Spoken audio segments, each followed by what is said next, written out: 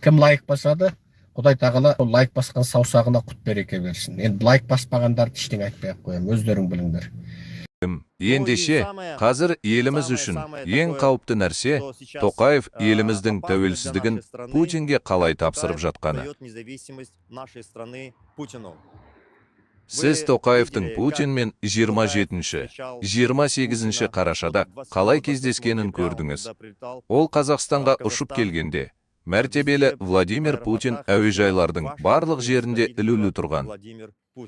Оның үстіне, оның сән салтанатымен, ұшақтарымен, бронетранспортерлерімен, жалпы алғанда, қысқасы, оны Дубай әмірлігіне қарағанда, дәлірек айтсақ, Біріккен Араб әмірліктеріне қарағанда салқынырақ қарсы алды. Ол бұған көлеңке түсірді. Путиннің осылай қарсы алғанына бүкіл әлемдік баспасөз таңғалды. Одан да таңғаларлығы, Тоқаевтың кабинетінде отырған Путин Орешник зымыраны Киевке орталықтарға тиетінін айтты. НАТО-ға соққы береді деп шешіңіз.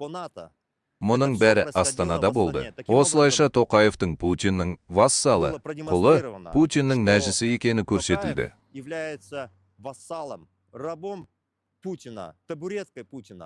Мұндай масқара болғаны соншалық, бүкіл әлемге Путин жазасыз тәуелсіз Қазақстанмен қауіп төндірді.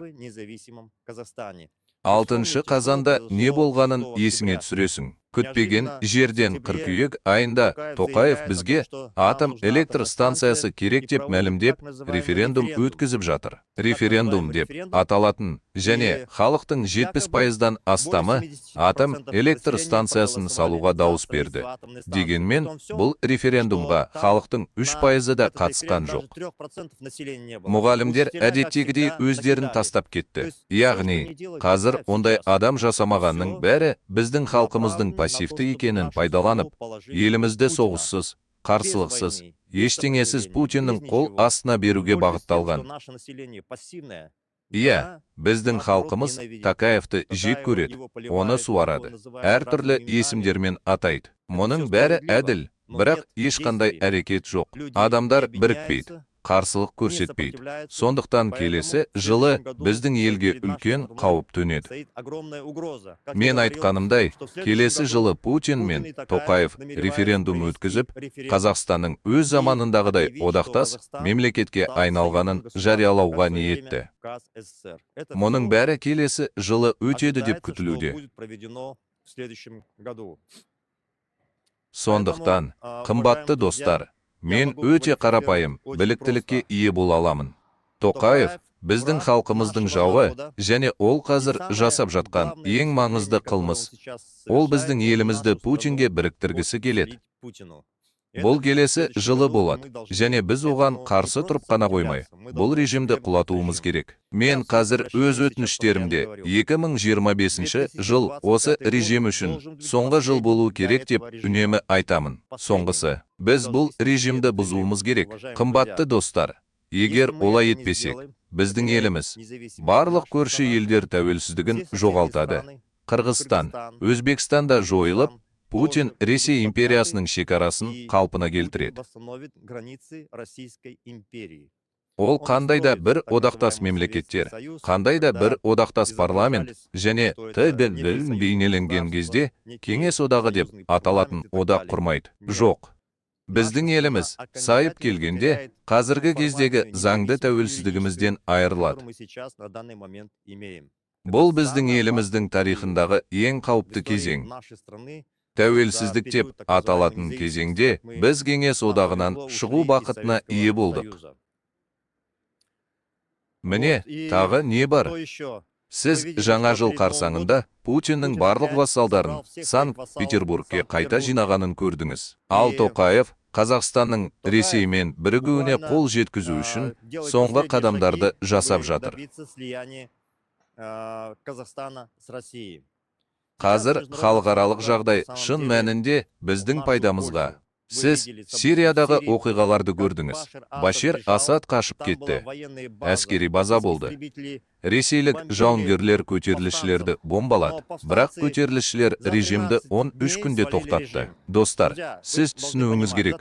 13 күнде ешқандай режимді құлату мүмкін емес. Енді көтерілісшілер бұған 1 жыл бойы дайындалып, мұқият дайындалып, Асад режимінің барынша әлсіреуін күткендерін, Путиннің Украинадағы соғысқа толығымен батып кетуін күткендерін, содан кейін шабуыл жасай бастағанын түсіндіріп жатыр. Және 13 күн ішінде режим құлдырады. Біз де солай істеуіміз керек. Міне, Сириядағы жағдай Путиннің әлсіреп қалғанын көрсетті. Оқшу деп аталатын әскерлердің ешқайсысынан бұл полицейлерден қорқудың қажеті жоқ. Біз режимді қалай өзгерту керектігін білеміз. Мен бірнеше фильм шығардым.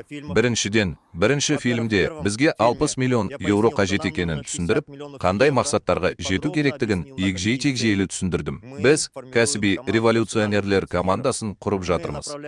Біз 10 000 қарулы қауіпсіздік қызметкерін халық жағына шығару үшін ресурстарға бағыттаймыз. Біз кәсіби революционерлерімізді үздіксіз байланыста болу үшін телефон спутниктерімен қамтамасыз етеміз. Мен де фильмді шығардым. Онда біз өз елімізде билікті қалай алатынымызды анық көрсетеміз.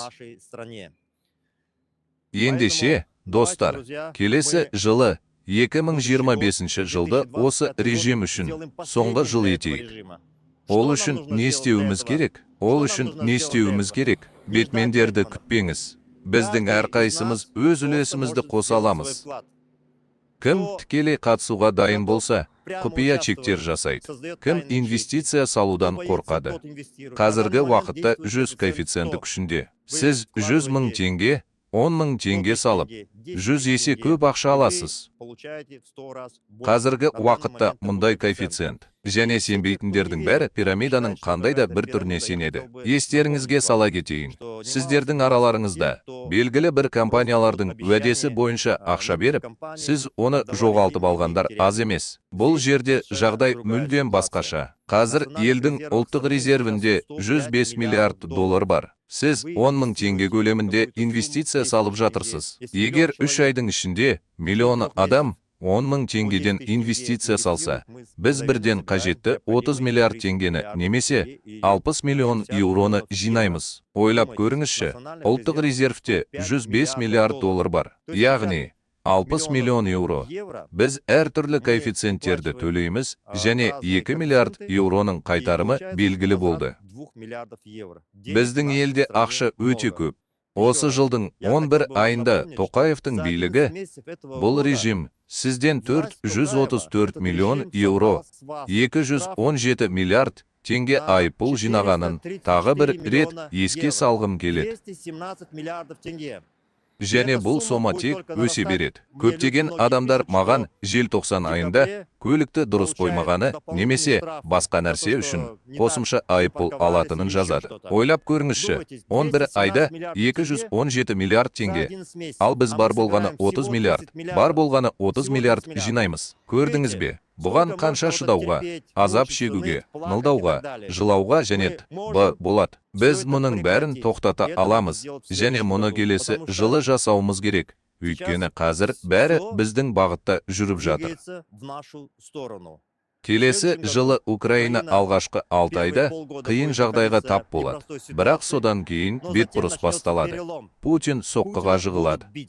Тіпті қазір оның барлық күштері соғысқа бағытталғандай болып көрінген кезде де, оның қаржыландыруға, көрші елдерді қолдауға мүмкіндігі жоқ. Бұл сізге Сирияның үлгісі, достар. Сондықтан инвестиция салыңыз, келіңіздер, біз оған шынымен қол жеткіземіз. Біз Жанна Даркты қандай да бір ғажайыптарды іздемейміз. Біз жалпы алғанда Францияда шынымен де болып жатқан оқиғалардың орын алғаны таң қалдырады. 17 жасар жас қыз француз әскерін жұмылдыра алды. Ойланыңыз, бізге мұны істеудің қажеті жоқ. Бізге тек 10 000 қауіпсіздік қызметкерін өз жағына тарту керек. Біз тек 3 000 кәсіби революционердің жұмысын қаржыландыруымыз керек. Қараңызшы, бұл қаншалықты қарапайым? Бұл өте қарапайым. Бұл мүмкін емес нәрсе емес. Жанна Дарктың 17 жасында француз әскерін басқаруы мүмкін емес. Мұнда Орлеанда барлық жерде бюсттер мен ескерткіштер бар. Парижде де солай. Мен мұның неліктен болып жатқанын түсінемін. Француз әскерін 17 жыл басқарып, патшаны көндіру, дворяндарды көндіру, 17 жасында адамдарды өзімен бірге алып жүру. Бұл керемет нәрсе. Бізде басқа жағдай бар. Сондықтан, қымбатты достар, мен сіздерді тағы да шақырғым келеді. Қол жеткізейік. Соңғы жылды жасайық. Соңғы 2025 жылды режим үшін жасайық. Соңында бұл режимді тоқтатайық. 2024 жыл, көпшілік айтқандай, ең нашарлардың бірі болған шығар. Ең жаманы. Бірақ, шын мәнінде, мұның бәрі біздің пассивтілігімізге байланысты. Біз бірдеңені күтеміз. Бірақ, шын мәнінде бәрі қарапайым. Ай сайын 10.000 теңгеден инвестициялаңыз. Кім қанша алады? Бұл жеткілікті. Мен сіздің кейбір пікірлеріңізді қайта қарауға рұқсат етіңіз. Мүмкін мен соншалықты пайдалы нәрсені көремін. Міне, мен украиндықтардың бұл жерде түсініктеме беріп жатқанын көріп тұрмын. Міне, бұл тағы да расталды. Бірақ біреу, сен өзің айтасың, ақша бер, дейді. Көрдіңіз бе, олар тағы да бетменнің осы адамдардың өмірін жақсарту үшін біреудің ақша бергенін қалайды. Олар жоғарыдан біреу келіп, оларға ақша, нан, түрлі игіліктер беру керек деп санайды. Мұндай нәрсе еш жерде болған емес және болмайды да. Егер миллиондаған адамдар өзгерісті қаласа, әркім өз үлесін қосуы керек. Мүмкін, кішкентай, бірақ әркім өз үлесін қосуы керек. Достар, мен осы жылдың соңғы эфирін өткізіп жатырмын. Міне, біз барлық жұмыстарды келесі жылдың басында қайтадан белсенді түрде жүргізетін боламыз. Ал мақсат 2025 жылы Назарбаев, Тоқаев режимін құлату болмақ. Бұл біз шешетін міндет. Біз шегінбейміз. Біз жағымсыз пікірлер жазатындардың барлығын елемейміз. Біз мұны істей аламыз. Иә, қазір бізде халықтың едәуір бөлігі саясаттан алыспыз деп айтады. Олар дәл осылай сөйлейді. Әкесі осылай сөйлейді. Содан кейін мұндай жағдайларға тап болады. Және қоғам тарапынан қолдау алмайды. Біз мұның бәрін өзгерте аламыз. Ал, алға, Қазақстан. Мен бүгін Орлеанның Украинаны қалай қолдайтынын мысал ретінде келтіргеніме байланысты. Міне, мен тағы да артымдағы туды көрсетіп тұрмын. Мен Украинаға даңқ айтқым келеді. Мен Украинаны қолдаймын. Олар келесі жылы соғыста бетбұрыс жасай алады деп үміттенемін және сенемін. Мен, әрине, биылғы жылы соғыстың қызу кезеңі тоқтайды деген үгітшілерге сенбеймін. 25 қаңтарда Гордон айтқандай, немесе Арестович айтқандай, соғыс сол жерде аяқталады, немесе келесі жылдың 1-тоқсанында сол жерде келісімге қол қойылады. Мен бұған сенбеймін. Өйткені Путин сияқты Гитлерді бір ғана әрекетпен тоқтатуға болады. Соғысты жеңу. Сондықтан, мен Украинаға келесі жылы жеңіс тілеймін. Баршаңызды жаңа жылмен құттықтаймын. Және азаматтарымызға бірігіп, үлгі көрсетуімізді тілеймін. Біз бұл бандиттік режимді бұза аламыз, және біз мұны істеуіміз керек. Менің барлық жұмысым осыған бағытталады.